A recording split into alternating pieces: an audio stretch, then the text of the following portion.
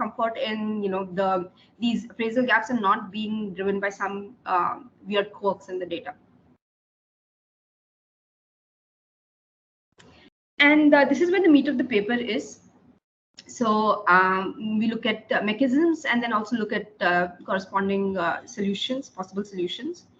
So the real estate market is very opaque. It has a lot of black money, or basically money from off the book money, basically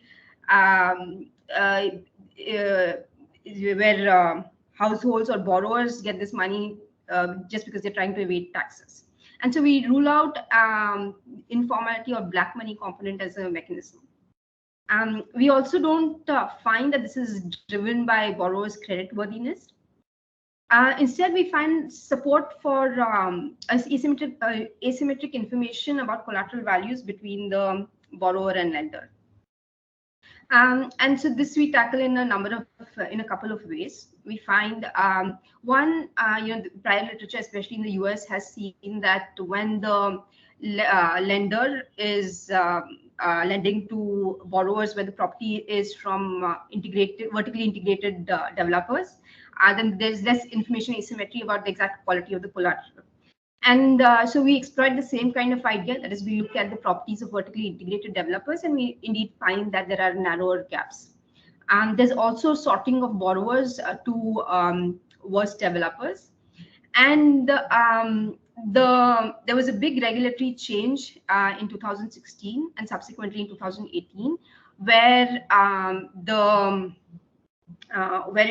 this big regulatory change, the Real Estate Regulatory Act, essentially made sure that home buyers' interests were protected, and it actually cleaned up the real estate space, specifically developers. And so we find that there's a very positive effect of this, especially for minority borrowers, and in some cases even differentially so for minority borrowers. And the last part, we look at property rights. So India has poor property rights. Now we look at the Delhi as a case study, and then we also document that poor property rights, both in terms of ex ante, there is no clear titling, no clear property rights, as well as poor enforcement of these rights are driving this gap in place. So the related literature, there is, like I said, there is a large literature on appraisal valuation, and this is a very early literature, but it has received more renewed attention, especially in real estate. And most of these papers basically, document the sources of appraisal valuation. And more specifically, why should appraisal values differ from sales prices? It could be that borrowers disagree, or borrower and lender disagrees, and this is a paper that basically points to that. There could be information asymmetries, and there's this very nice paper by Strobel, which documents how, like I just mentioned, which documents for properties where the property comes from vertically integrated developers, the appraisal, it's not the appraisal value, the price of the properties or the loan amount that the lender is willing to lend the home buyer is actually much higher. So these actually point to appraisal values differing from the property value or the sales price. But there are also papers which document why an appraiser might be more inclined to keep the appraisal value exactly at the property value. So if this gap is actually negative, that is appraisal value is less than property value, then maybe the deal might not go through. On the other hand, if the appraiser appraises the property value or appraises the true value as higher than the property value, then there might be a credit risk. So instead, there's this sort of, and you'll see in the data that I have also, that there is a tendency to bunch around zero, because appraisers in general tend to estimate the appraisal value at exactly the property price. And these are the Brookings papers that I had just mentioned, where they also document, and I think this is the most similar to my paper, which is they also document this gap between appraisal values for minority borrowers, that is Black and Hispanic borrowers. And so the first part of the paper is basically documenting appraisal gaps for a large developing economy, which I don't think has been done because of, again, paucity of data. This paper is also related to property rights. So there's a there's a long literature. This is a very nice paper by Besley and Ghatak, who basically look at this is a handbook chapter, and they basically make the point that property rights determine, a bunch of things like expropriation risk and, the ability to rent out these properties and so on. And they also end up determining how efficient the financial markets are. There is empirical evidence that improving property rights can improve investment. So this is mostly in development economics, and these papers document that giving land titling or improving land titling improves productivity of the land, either because the landowner is willing to make more investment in the land. More broadly, there's mixed evidence on credit. So improving property rights might not really increase access to credit. And so the mechanisms driving these appraisal gaps, as I will show you, is actually determined by property rights. And so the mechanisms driving differences might differ for something like the US compared to India. And so our policy solutions will also differ. I'll just stop here.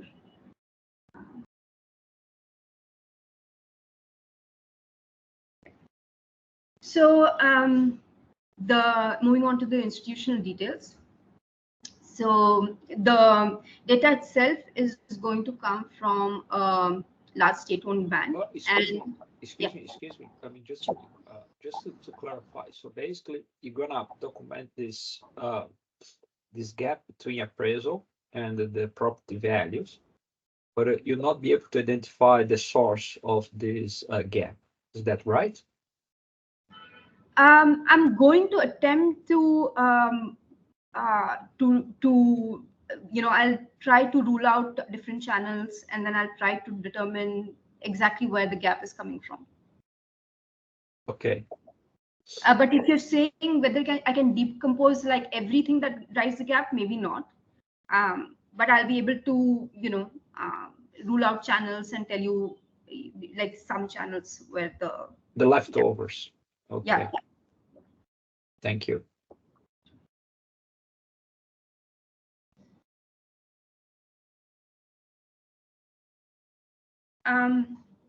So the state-owned banks account for a large share of housing loans by value and volume. This is so the numbers mentioned here come from Credit Bureau. As of December 2020, the top 5 state-owned banks own nearly 30% of home loans by value, and this share has actually been increasing. The real estate markets in India are opaque and plagued by massive inefficiencies. A lot of this is driven by this black money actually infiltrating the market. It's actually a vehicle for storing, money, which was where, like, which comes from the informal side, where this parallel economy, where they were basically trying to evade taxes, and so they're basically off balance sheet. And there's been a massive regulatory push for reforms, especially in the past decade. I'll go into the specifics of this when I come to the mechanisms, but more broadly, there was the 2016 Real Estate Regulatory Act, which basically protects home buyers' interests and regulates developers. So this act targeted developers and made sure that these developers were basically registering the projects, making sure there was an escrow account, and just basically cleaned up the market so that homebuyers who were buying from developers knew what they were getting into. The Insolvency and Bankruptcy Code, this was our bankruptcy code that was passed in 2016, and this was targeted more towards corporate loans. But in 2018, the IBC was amended so that home buyers could also initiate insolvency proceedings against developers. And again, I'll come to the very specifics of it when I come to the mechanisms section.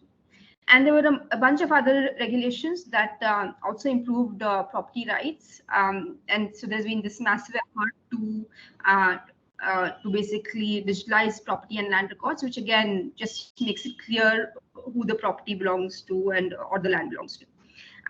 The property rights itself, there's a lot of heterogeneity across regions. So we're going to focus, especially the empirical exercise when I'm looking at this specific mechanism, focuses on Delhi. And you'll see that many of the issues there are very specific, to a particular region. So what is the appraisal process? The appraiser is commissioned by the lender, and these are certified agents who are independent of the lender and the borrower. The appraisers base their estimate on several factors. So they look at location, size, condition, amenities, the recent sales of comparable properties. And this basically, the appraisal value determines or helps the lender assess the collateral value and determines the loan amount that he can then give the borrower. In India, these property appraisals are in fact a regulatory requirement. So the main data set is from loan level data. So this is mortgage data from the largest public sector bank, and it has very nice details on the loan contract terms, so loan size, interest rate, maturity, loan performance, as well as on the underlying property. So property details like the square feet, the carpet area, the property value, the appraised property value, which is very important for our analysis. And also there are several borrower characteristics. One is CIBIL's, the credit score, which comes from a credit bureau. And there's also very detailed information on caste and religion. And this data is available from 2010, but we focus on the period from 2015 because there's also information collected by the lender on these vertically integrated developers only starting in 2015. And so what is a vertically integrated developer? Basically, the lender will have a tie-up with a developer, and the borrowers purchasing properties in the projects of this developer will they'll basically have a little bit more easier access to loans from the specific lender. And we have about 1 million loans, and I do some cleaning where we retain loans with no missing appraisal values, property values, interest rates, loan to values, religion, caste variables, and also an important source of variation is going to be the spatial variation. So I also retain only those loans where we have good geographic information. And we drop some of these outliers, that is if interest rate is lower than 2% and if age is above 80 years. In our data, I codify minority as Hindu, OBC, SC/ST, and Muslims, and non-minority is Hindu general category. And also for looking at property rights, we scrape data for Delhi on disputed properties for about 25,000 disputed properties. Okay, just some broad summary statistics. On average, the loan values are about 1.87 million. And loan value is about 59% or 60%. This is a little bit lower than, say, what one would see in the US, which is closer to 80%. The default rates are also low. This is about 1%. Interest rates are around 7.5%. And this is at the mortgage level, and at the PIN code level, the data looks similar. And then I just look at the minority and non-minority, and even in the aggregate, you see that for minority borrowers, the Nirupama, yeah. sorry, I know you can't see anyone, so I'm just letting you know Yeah. that there's a question by Leandro. Okay, please go ahead. Leandro, you're on mute. Leandro, you're on mute. Sorry, is this interest rate?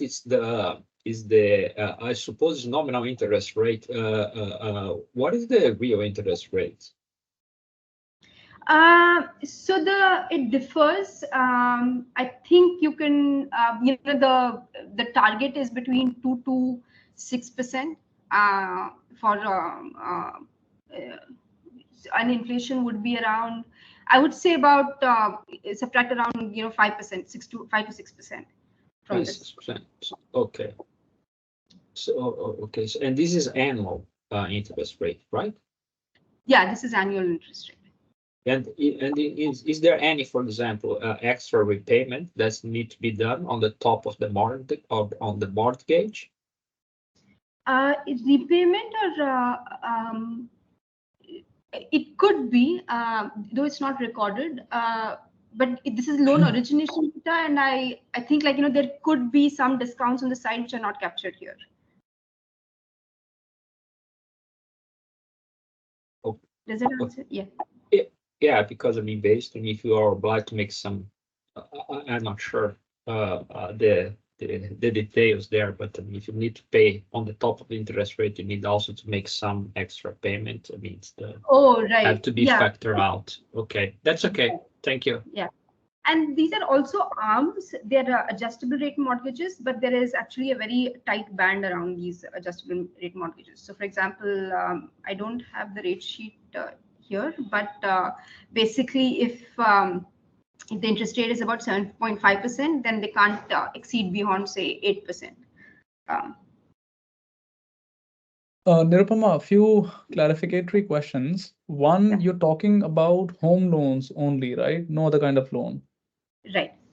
The second bit would be when you're talking about the gap, when you're calculating the gap, do you know the sale value of that specific unit, or is it a comparable unit in that pin code or suburb? No, it's that specific unit. Okay, so that'll be a fraction of the total data that you have, I'm assuming. Yeah, but it is a fraction of the total data, but this is almost like they're mandated to capture this data. Oh no, actually you'll have the whole information, no? Because you're talking about a loan and then you also know what the actual sale value was. So you'll actually have more or less complete coverage. Yeah, exactly. Okay. Yeah, no, that's fine. Thanks. No, sorry. I mean, so basically, I mean, the appraisal taking a different period than the properties. Right. No. So basically, people have incentives to sell the properties. The properties, no, the market starts to go up. I mean, people try to cash in this. So I'm supposed to expect to see a gap, and this has nothing to do with the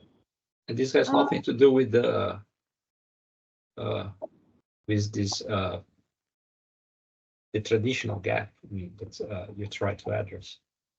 Is that correct? I'm not sure. So is the point that it could be just some market forces, and what I'm capturing, what the lender is doing, is that his assessment is that the property values are going to go down, and that's why he's saying that the appraisal value will be lower.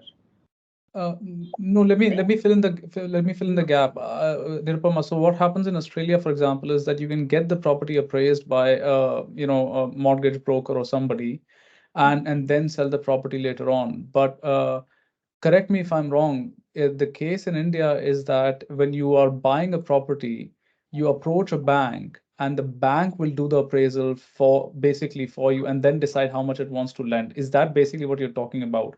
Is that the appraisal that you're talking about?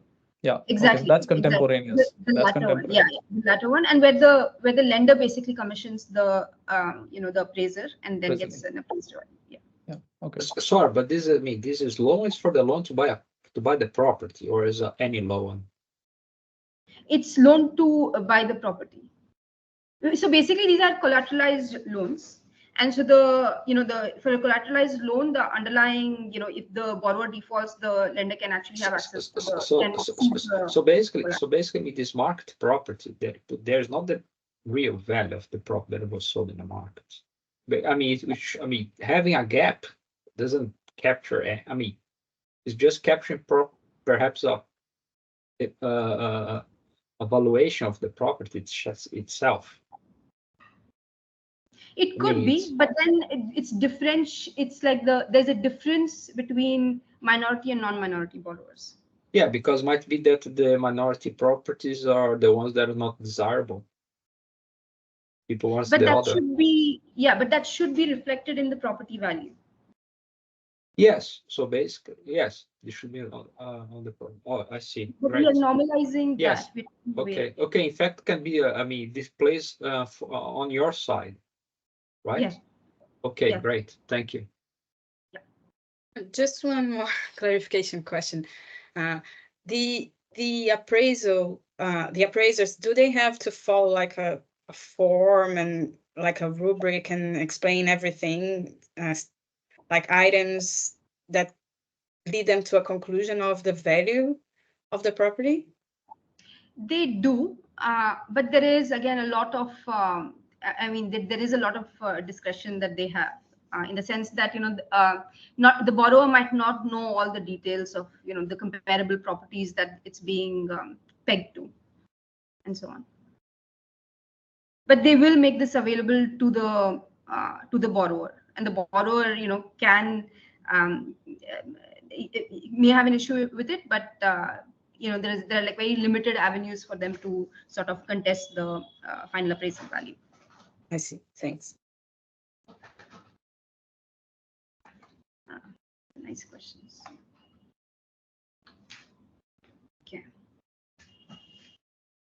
Okay, so just to recap this, appraisal value is the valuation of the collateral by the lender. So which means that for a given loan to value, appraisal value determines the amount of loan that the borrower receives. And so very precisely, the appraisal value is the log of appraisal value to property value. And it's important to note that we are actually normalizing this is relative to the property value. So we already control for all differences across properties, which should be reflected in these market values. And so if you look at the appraisal gap, the median value is 0, and this is very similar to what has been documented in the US, where the appraisers don't sort of value it above or value it below. Valuing it above would mean like there might be significant credit risk, because the lender would then base the amount of loan he gives on that appraised value. But when you look at non-minority borrowers, again, you find that there's a lot of bunching around, or the median value is 0. For minority borrowers, on the other hand, the appraised value is much lower than the property value. For Muslims, the median is again negative, much lower than non-minority, and for OBC, SC, ST, it's even lower compared to both non-minority as well as Muslim borrowers.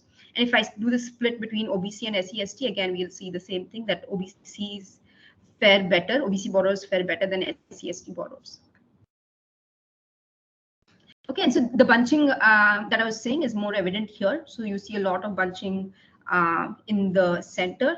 For non-minority borrowers, you see some distribution, but you see for minority borrowers a little bit more on the negative side for as shown by these blue bar lines. Nirupama, quick question. So why would you in general expect the gap to be positive? Because I mean, my experience, wouldn't it just be that the good outcome or the best outcome is just that, the bank will accept the sale value and that's it.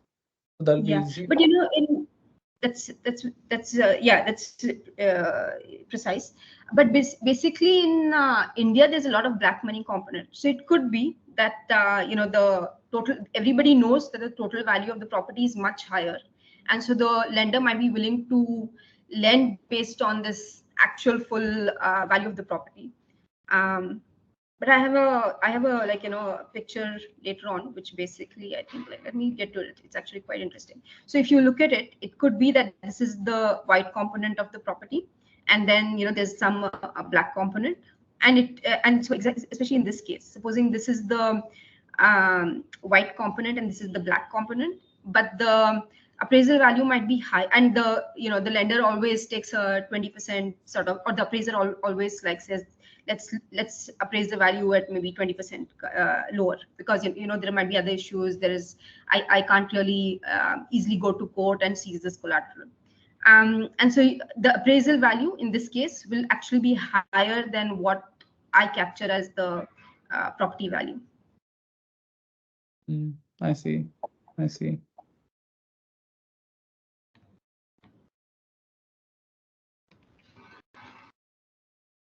But even in the US, there are instances where the appraisal value will be higher than the property value or the market value, and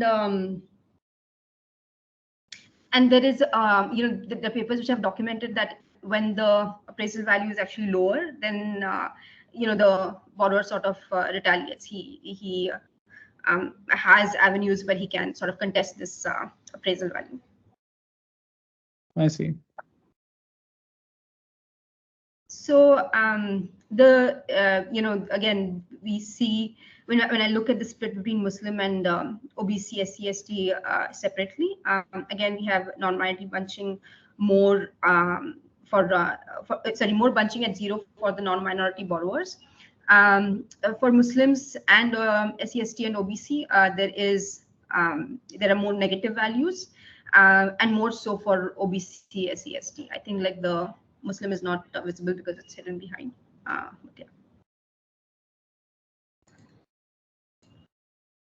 Okay, so there is significant. So these are at the pin code level, so which are zip codes or small neighborhoods, and there's significant variation across the country. So it's not just driven by some states some states are not driving all of this variation. And so the baseline specification is basically going to relate appraisal gap to a difference in how this differs for minority and non-minority borrowers. And so I use the appraisal gap, which I had defined in the previous slides, and this is at the mortgage level. So this is loan I in time period T. So this loan I has been originated in T for where the property is in district D of I in pin code P of I. And so the most stringent specification includes a pin code time fixed effect. And my coefficient of interest is this indicator for whether the borrower is a minority borrower. And I also include certain controls. And so typically on the rate sheet, we have something like for different buckets of CIBIL score or different buckets of the credit score. There are different rates available and different kinds of loans available for a borrower. And so I'm basically comparing within this bucket at the national level. And in various specification, I include other controls, but not in the baseline. And the standard errors are clustered at the pin code level. Sorry, Nirupama, aren't appraisal gaps negative? How can you take log? No, sorry, I should say that, like, I've double counted the log, so this is already logged, right? So this is my dependent variable. I see. Okay, yeah, cool.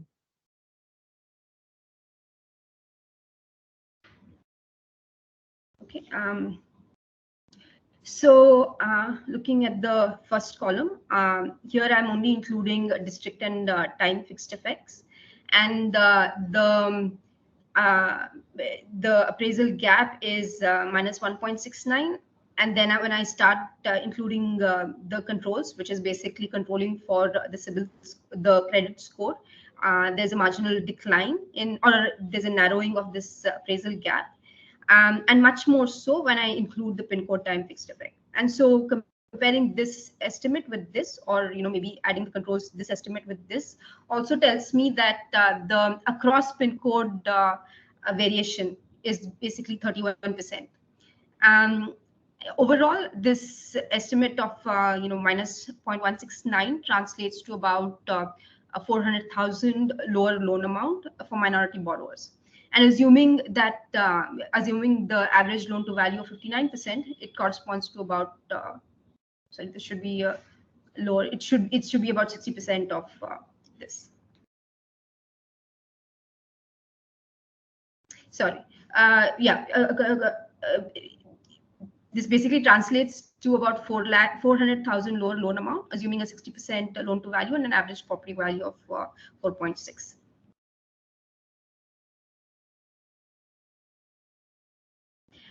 And if you look at loan to values, you actually see not much variation. And Sorry, this there's a might question.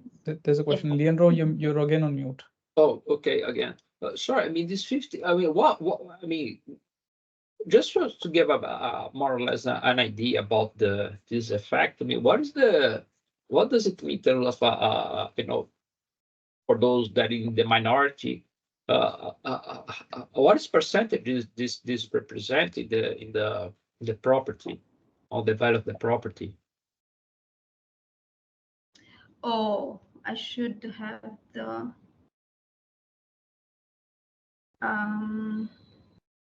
I mean, I would say it's sizable, but I don't know. I mean, this is just, I mean, I don't know what is the. I get your point. No, so it should account for a large share, and that large share is actually, by large I mean like about 40%, and it should account for a large share. It's basically coming from, for example, this is okay. So let me, yeah. So basically, this is for the set of borrowers who have got a loan. And so, so there might be some culling at the origination itself. Some might not have gotten loan approvals. And so the sizable portion of the loan comes from Muslim and OBC borrowers who actually fared better, especially OBC borrowers. And this SC/ST fraction is actually going to be much lower. I don't have the numbers off of I should have these numbers. I don't have these numbers. But together they should account for at least like around 40%. Of loan, like the number of loans. Okay, great. And please continue. Okay.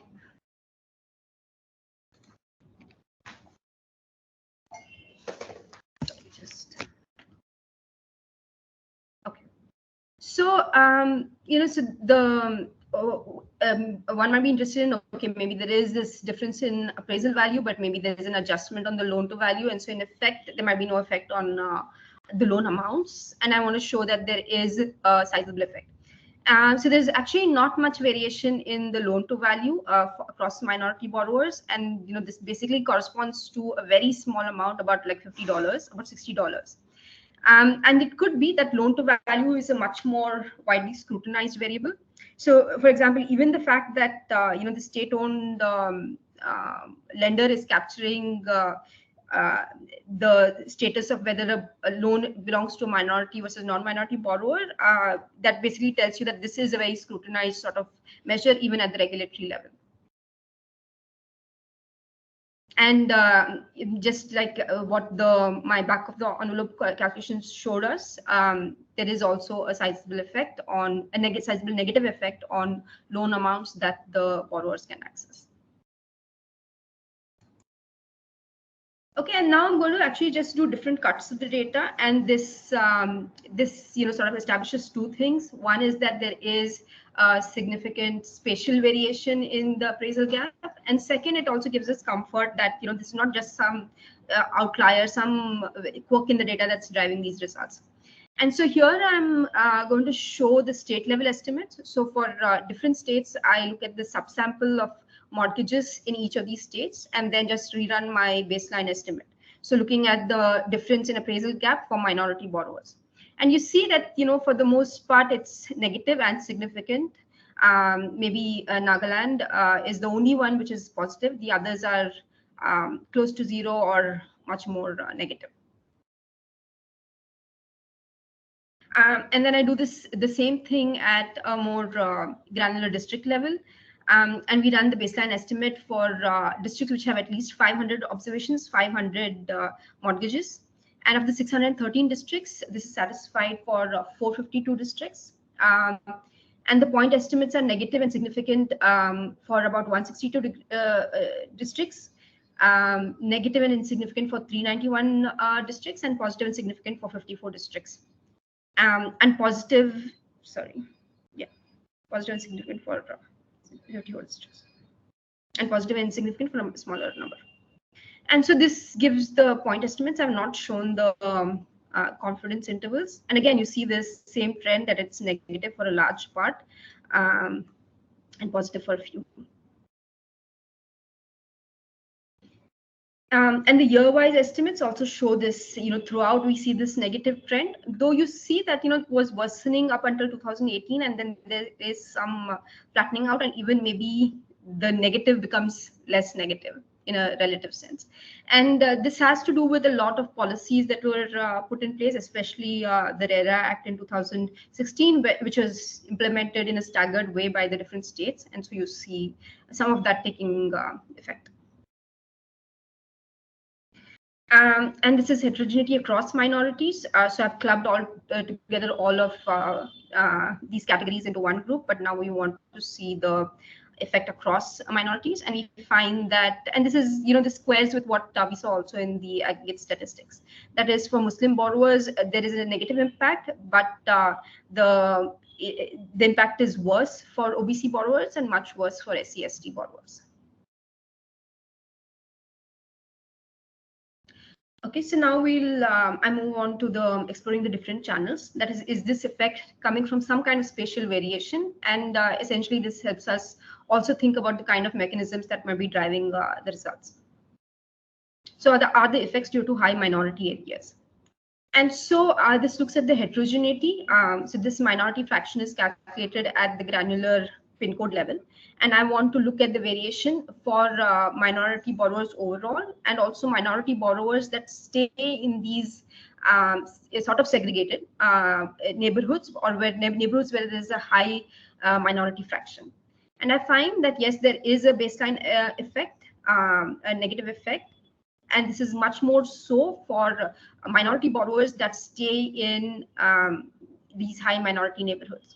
Or in other words, minority borrowers even within very narrow neighborhoods where there are more minority borrowers fare worse than the non-minority borrowers in the same neighborhood. Nirupama, a few questions. One is, I mean, this is maybe I should have asked this before you started the mechanisms, but do you observe loan outcomes? Yeah. Okay, and do you do something about that? Because you see what I'm saying? What you're doing is intensive margin, which is all fair and all good. Right. But what you're saying possibly is an understatement, possibly because quite a lot of applications may be getting rejected, and more so for minority borrowers. So the overall distortion is probably larger for minority borrowers. Right. I think I didn't understand. So now I get your question. So I'm documenting a very specific sort of issue, right? Which is the appraisal gap. I think if my question were broader, which is that does this affect just the credit access for minority borrowers, then all the issues that you're saying make sense. And in fact, this is actually a carve out from like a broader paper which looked at redlining in India. And the idea there is, like, again, to look at the extensive margin, that is whether the minority borrowers actually get less access to credit. Here I'm actually focusing on a very a much narrower sort of problem, because I think it is, even this has not been documented in the Indian context or in any developing economy context. Right. No, I agree. I'm just saying, maybe if you have that information, just a figure that shows the proportion of applications that are accepted or rejected, for that matter. And if that is skewed against minorities, then you can make a nice point to say that whatever I'm saying is possibly just a lower bound. Just a suggestion. The second bit would be, together with that, maybe also see if maybe you're exploring this as well. but maybe see if repayment rates or non-performing assets are also homogeneous. Because if they're not homogeneous, and that may be again a endogenous response by the lender to kind of do this systematically. So that may also be a mechanism that you'd want to show. It's a nice thing, actually. If you find something, it's a nice thing. I'll stop there. And Rod has a question. Oh, yes, if you can hear me. I missed the very first slide or so of the presentation. I'm sorry, but you haven't talked very much about collateral and earning capacity, that is capacity to service the debt. And do you have information on collateral, I presume? And it may be a very simple conclusion you could draw that minorities have a poorer capacity to pay because their salaries are lower, and or they have lower levels of collateral, right? So you have that data in the system to actually explain this. Your story is that the gap is negative because the banks want a lower appraisal so they can afford, so they have a reason for giving a smaller loan, right? But there are these other reasons for giving a smaller loan as well, that may be more rational and more efficient. Right. Yeah. So I think a little bit of part of your question is related to Girish, but the sort of the let me try to answer together. One is that it could be that minorities have lower value properties, but again the way the measure is it's already accounting for the differences in property values. So the argument should be over and above this property value. And so the other kind of point I think you were making is that there are two sources. There are two reasons why the lender might not be willing to give a loan. One is there are differences in borrower characteristics, that is his ability to pay and so on, which is again I think what Girish was also saying. And the second is that it's differences in the collateral value. And so for differences in the borrower characteristics, I do have information on the default properties, and I show that this is not driven by that. That is, even after I control for differences in borrower the exposed default rates, the results, it explains none of the variation actually. And that could be because I'm already controlling for credit score in my baseline, sort of the most stringent specification in almost all of the tables. And the other, go on. Sorry, go on. Yeah, I can't see you, so I'm yeah. I'm sorry. Yes. Go on, please. Yeah. The other question I had is that all these data seem to come from one state bank, right? Now the individual states in India have their own banks too, I understand, right? So that one wonders, when you show that map of India, it looks like this one government-owned bank has sort of a higher level of loan issues throughout the country, but in fact it probably doesn't, right? No, that's not how it works. Yeah, it doesn't work that way in India. It is a national bank.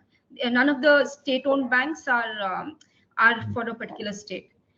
They're actually regulated by the federal government. Right. So they're not state-specific. Right, but one imagines that some of those banks would be more have much of their activity more concentrated in some individual states than more so than others, and so on. That is, it might have non-uniform coverage around the entire country. It's not. No, this is the data this is my data. And you're saying there could be some variation. I don't think so. I think this is the largest state-owned bank, one of the oldest, and it does have the most expansive reach across all, as in it's a cut above the the other banks. So it's going to have the most not have that much geographic concentration. Okay.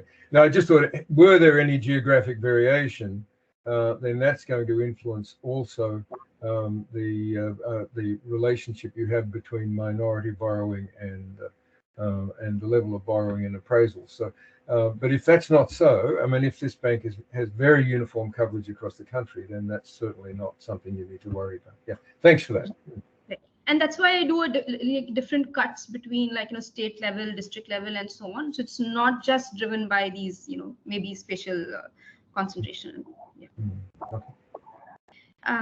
And yeah, the repayment data, Girish, to your point, I don't have that, but I can think about it more carefully, how it would influence my results. I guess your idea is that it differentially somehow the appraiser and the lender knows that there are differences, and that's what is being captured. Right. And the way I have not yet done it, but I think there is something about the interest rates that I can exploit. So for example, for borrower creditworthiness, I've exploited the NPA, but I think I can, if it is priced in, then I can control for interest rates, and results will also flow through. And I need to think a little bit more about the argument, but I think yeah, if you get action, that'll be nice, because that's that's another explanation of what's happening. Right.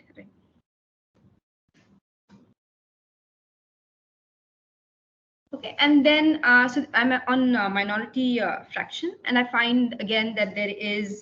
So I have I have about 20 minutes, right? That's right. Okay, great. So I find, again, this is just looking at different cuts. And again, the idea is to just keep repeating this exercise so that we get some comfort that this is not driven by some quirk in the data. And I find that if I look at different deciles of this minority fraction, again, the effects are sort of increasing as the minority fraction keeps increasing. Then I look at segregation differences. This is district level segregation. That is how segregated minority borrowers from the non-minority borrowers spatially. And again, there is this baseline effect, but also the effect is much more so in districts which are more segregated. And again, you see this sort of, decline, more negative effects for more segregated districts. I also look at differences by wealth, and let me flip this sign. So the poorer the neighborhood, the worse is the appraisal gap. And again, when I look at different cuts, there is this increase in appraisal gap across for wealthier neighborhoods. Okay, so this one, the mechanisms is where I think, where the meat of the paper is, because the mechanisms in the Indian context are going to be very different from what has been documented in the more developed economies. And so I'm going to explore three different channels or mechanisms. One is there are differences in the black component of property prices. There could be differences in, and some of this has come up. So differences in borrower creditworthiness and differences in collateral values. And so this is basically going to be, the punchline is that it's not either of this, but I think this will take the most of our effort to sort of pin this down exactly. Okay, so the black money component, real estate transactions typically involve partial payment with off-the-book sources of money or black money, and this is typically done to avoid taxes. And so one can argue that it is just something about about the way black money is not captured that is driving these differences. For example, here's just an illustration. So think of a low-value property. Maybe this is minority borrowers have property values which are lower priced, and and we know that higher value properties actually have a larger black component. And so the low value properties, the black component is less, and say the appraiser or the lender always takes this cut of 20% accounting for differences in other differences why he might not be able to actually seize the collateral. And so the appraisal value will be this much. And so if you look at the appraisal value to the book property value, which is what is captured in the data, that will be sort of negative. For a high value property, again, there's a bigger black component. And so if you look at the appraised value, it might actually be more than the property value. So appraisal gap is greater than 1. And so maybe it's just this variation that we are capturing. And so again, I repeat the same exercise as before, that is look at different property values. And it is true that so we are again, each of these lines is, each of these estimates is basically capturing the difference between minority and non-minority borrowers in appraisal gap for low valued properties and for high valued properties. So consistent with what like the previous slide was sort of speculating, it does seem that the gap is becomes narrower, or it becomes more positive as for higher valued properties. But even at this top end, there's still this negative effect. Okay, and so to test this, to test again whether it is about these this black component, I actually look at the occupation of the borrower, and then I'm able to split it into two buckets: salaried borrowers and non-salaried borrowers. And the idea is that salaried borrowers will have access to less black money compared to non-salaried borrowers, and so that gives me variation in like the borrowers who had more or access to black money versus less. And so I think there was, so it had not come up, but I think somebody had mentioned salaried. Actually, they mentioned the level of salary, so it's not exactly that. But consistent with the hypothesis that I hypothesized here. So it does seem that, and if you look at this, the appraisal gap here will actually look higher than the appraisal gap here. And consistent with that, if the borrower is salaried, then the appraisal gap is lower. And this basically might be accounting for the fact that for salaried borrowers, there is less black component of money or less hidden value of the property. Nirupama, there's a question by Rod. Yeah. Sure. Apologies for this, but the diagram you have is very interesting. The question I have, though, is how does the bank know how much the black money component is, right? Presumably, you apply for a loan based on the various factors the bank requires, and then you have a separate deal with the seller of the property, and then black money goes under the table to the seller of the property. How does the bank know? How does the bank estimate what the black money component might be in order to influence its appraisal? Yeah, so this is this I'm not sure, but this is one of this is a project I tried to start in the very beginning, but we had found out that some of the private banks even record the black component of the property. So it's not that it's like they do get an estimate based on, say for example, most properties in a given area the black component will be everybody knows sort of what the surrounding properties are selling for, and so there is some estimate of what the black component is going to be. And the second part is that in some cases, not in our data, but for some private banks, I've also heard that they actually record the black component, and then they base their loan to values off of that, the combined. The question is, how do they do that? I mean, one way might be to say, well, we're offering this loan, and we know how much collateral the borrower has, and then we observe what the actual selling price is, and there's a difference, so we simply count that as black money. Is that the sort of mechanism they might use? So tell me again, they know the sale price, and then So if the bank knows what the capacity to pay of the borrower is, it knows how much loan it's given, and then it observes the actual sale price. And that's presumably negotiated after the loan is known, right? Then it can there's a difference, and it can put that difference down to being black money, a black money component from the borrower. Might that be the mechanism? No, I'm not sure, because that is almost like they decide the loan amount to make, and then they backtrack how much we can capture as the true value of the property. I think it's actually going to come from the sale price versus, the appraisers might be able to get a sense of what properties are selling for, and they also know what it looks like on paper, and then they're able to get a gauge of that. Perhaps. Okay. Thank you for that. And so, yeah, so this, again, consistent with this hypothesis that I set up in the previous slide. That, Sorry, Nirupama, maybe one more question by Sean. Sure. I think my question is follow what question asked. Sean, we can't hear you. Can't hear me? Go ahead. I can hear you now. Can you hear me?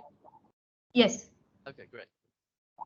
So I'm just wondering, so can you just still clarify this issue? Because now the appraisal gap, just like ratio between these appraisal value and the sales price. So here just try to say now the appraisal value is below the sales price, so you just attribute it to the kind of nation. But I'm just wondering, you have tried to see whether the sales price also can be affected by minority dumping. After controlling for a lot of the characteristic of the property, like using the hedonic pricing, and you put the minority dumping in the regression. I think that is currently your underlying assumption is that this minority will not affect this sales price; it only affect this evaluation. But I'm not so sure, because theoretically, so we can say the gap just can be caused by the denominator rather than the numerator. That means the minority may just pay a higher price. But why do they pay a high price in transaction? I do not know. It could be just like black money, as you said, or due to some other reasons. I don't know whether you can show that evidence. I think that could be make your result more convincing, reliable, and also deal with these black money issues. I'm not so sure how you measure it, but actually it should just affect this sales price, right? According to my understanding. Right, and I think yeah, this is a good point. So we have to do a little bit more work to address this specific point, because we don't have.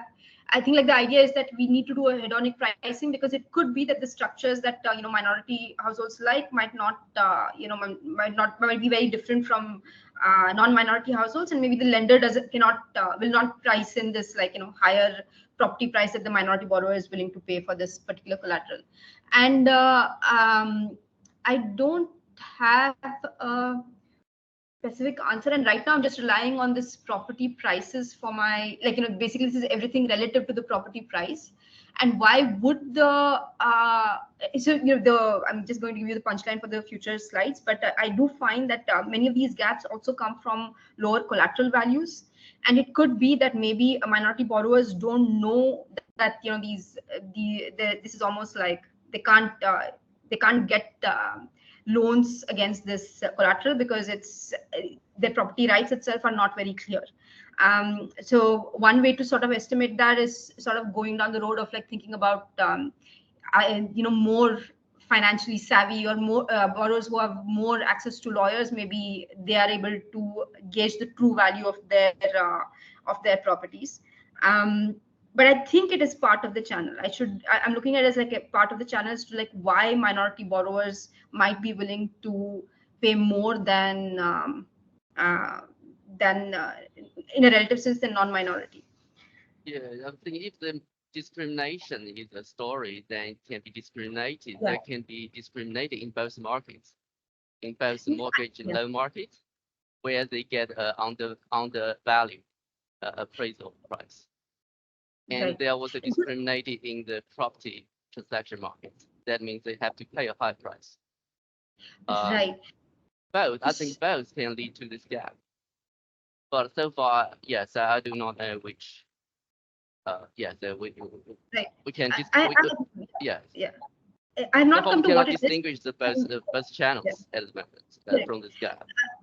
Right, but I would say that till now I've not told you what it is. I've been saying what it is not, but let me get to quickly what it is. And it's going to be a lot of it is actually going to come from differences in property rights. They actually don't have clear. quickly, can I just say that we just have 5 more minutes, so let Nirupama complete her slides, and then we can ask questions if we are keen and if she's happy to stay on for a while. Please, Nirupama, go on. Sure. This is I'll just speed through some of these things. So we also look at I think it's come up. So I'll just mention that we also control for ex post default, and the negative effect still remains. And then I think the sort of now what it is, right? There are differences in collateral values. So maybe there is asymmetric information about collateral values, and there's more ambiguity about the property rights, and even it's much more difficult to enforce those property rights. So we have data on, so the lender now also gives loans to developers, which it sort of has a tie-up with.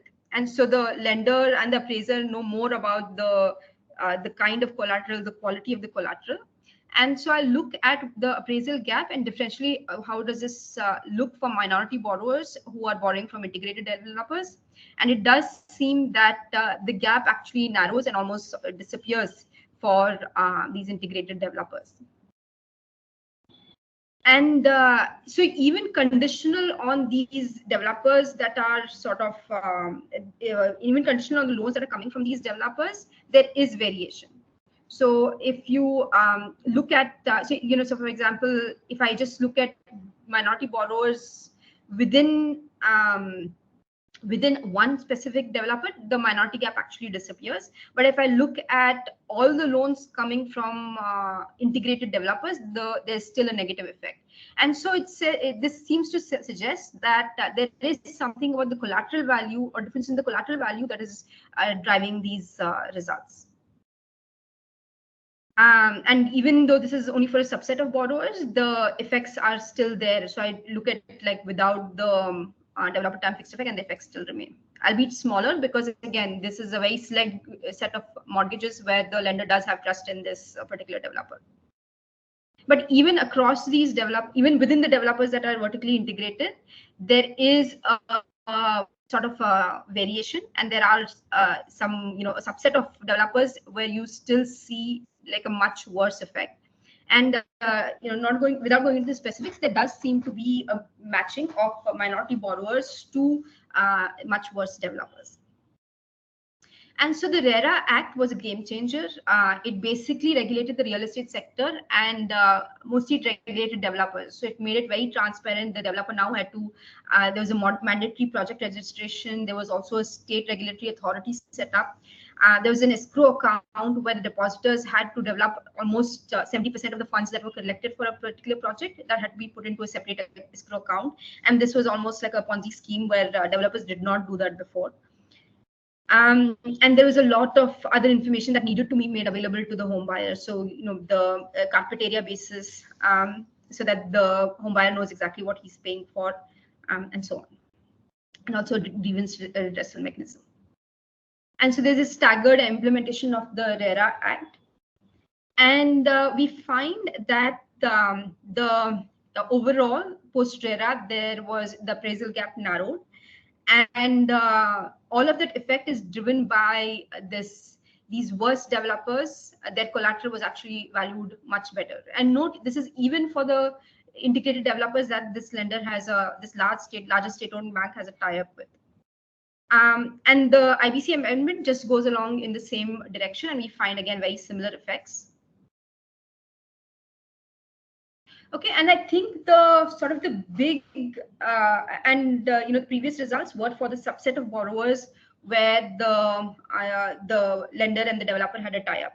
But the big sort of problem which is unaddressed is property rights, and we hypothesize that this is sort of one of the big reasons why there are differences.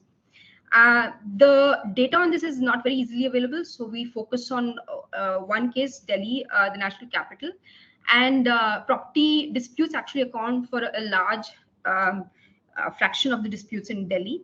And this is almost like it's a bit well known that Delhi has a lot of disputed properties, which is why you don't see like a lot of high-rise buildings or anything, because most like in most areas, most properties are disputed. as opposed to say Bombay, which is, in a relative sense, Bombay is a little bit better off. So we collect data on disputed properties, and we also collect a subset of another set of Section 81 disputes, which has more to do with poorer colonies, with slums, and it deals with cases which are registered concerning unauthorized colonies. And the reason I collect this is because in starting 2016, there were talks that the ownership rights to these properties would be transferred to the slum dwellers, and so it sort of gives again this, can regulations step in and maybe help narrow these gaps. And I find that for in regions or in these narrow neighborhoods where there are more disputed properties, this is normalized by population, I find that there is an effect. These are noisy, but there is an effect for the OBC category and not so much for SC/ST. And if I look at the slum dwellers, I find that for SC/ST borrowers, again, there is a positive effect. Again, coming from this idea that there was this move to transfer the ownership rights to the slum dwellers since 2016. And so if you look at before 2016, the effects are actually negative or non-existent. Okay, and there are also differences in enforcement. This should be enforcement, which is at the district level, and here we collect data on judges per normalized by population. And so the idea is that if the judges or the courts are able to enforce property rights, then we should see more of an effect. And you see some noisy effect, but this doesn't sort of remain as for more stringent specifications. And so more broadly, I think the property rights part is the one that we are focusing on. And so the goal is that we are going to scrape data from Pan India, from the courts database, and try to link it, and then sort of pin down the channel that is driving appraisal gap through these differences in property rights. And the challenge has been that like the property rights are a bit murky, and they differ a lot region to region. And also like determining what it means for a property dispute to be won in favor of one party versus the other, even all of that is a bit challenging. But that's what the next steps are going to be. I'm going to conclude. We document significant appraisal gaps for minority borrowers in India, and many inefficiencies drive appraisal gaps, but there is scope for policy to intervene. And if I compare it to the case of, or the historical context of the US, they also had much disparity from disadvantaged groups, both at the borrower level as well as at the spatial level. So there is, papers have documented this idea of redlining and so on. However, subsequently in later decades, when other policies have tried to undo the effects of redlining, sometimes there have been unintended consequences. So, for example, in my own paper, I find that targeting maybe certain disadvantaged neighborhoods and increasing credit access there actually resulted in a white flight, where the non-minority borrowers fled to other neighborhoods. And in our case, we actually look at non-targeted reforms. So all of the reforms I mentioned, the RERA as well as the IBC, were much more broad-based. And they differentially affected or differentially helped disadvantaged groups. And this could be because the inefficiencies basically fall on the minority borrowers in the ex-ante world.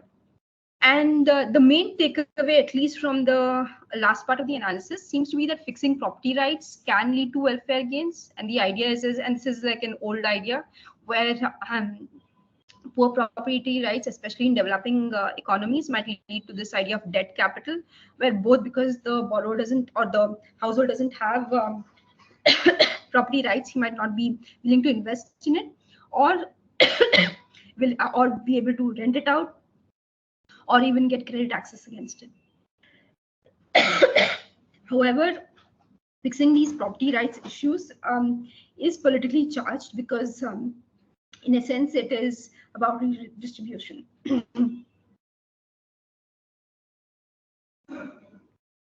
For example, the case I spoke about for slum dwellers essentially transferred the ownership rights from the landowner to the slum dwellers. So I'll stop here. Excellent. Thanks a lot, Nirupama. Interesting paper that generated a lot of discussion. We are slightly over time, so let us thank Nirupama for her presentation. I'll officially end the seminar, but if there are any questions, and Nirupama, if you're happy to take them, then maybe we can take those questions now. Any questions?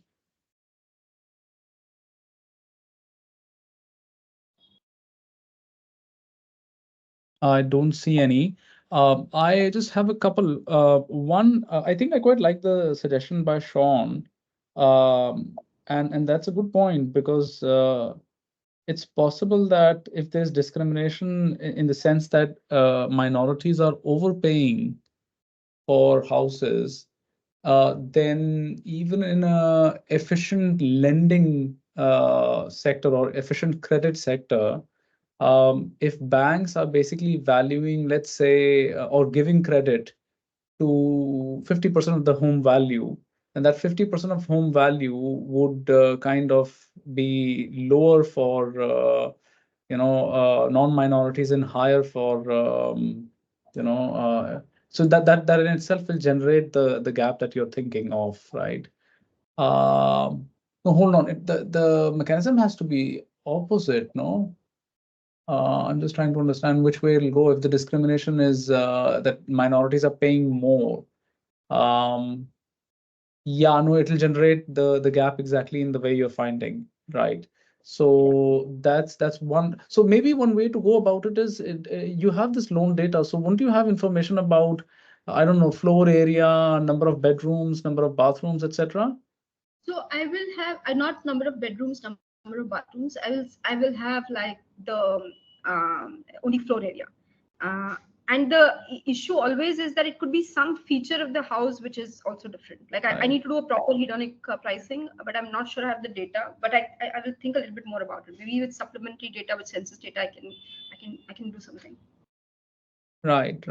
And again, maybe you have thought of this, and maybe I didn't absorb this, but when you talk about the black component, is there more to it than what we have discussed, in the sense that if the black component is heterogeneous, not just for low and high house values, but for minorities and non-minorities, so the proportion of black value itself is systematically different for black and minority and non-minorities, then again, if the bank is basing the collateral value as a fixed proportion, that may again give you different results, because the bank kind of knows that that's the value of the house. It's just that for minorities, for some reason, they're either having more black component or less black component. I don't know. I don't have a prior there. But if there is some such thing going on, where the proportions themselves of black and white is white, but yeah, the black and the documented component is different among minorities and non-minorities, then maybe you get some action there as well. I haven't thought this through, but maybe this is food for thought.